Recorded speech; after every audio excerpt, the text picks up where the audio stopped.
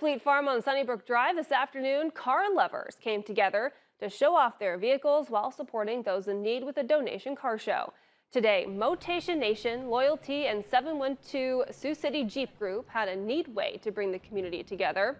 Members throughout Siouxland brought their hot rods together while collecting donations.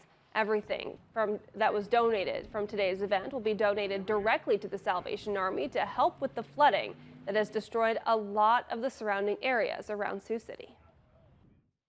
It's a means of not only getting people's minds off the flood disaster that has been happening, but it gets people to kind of detach for a little bit from what's happening out here and looking at some really nice cars and helping to donate to the cause.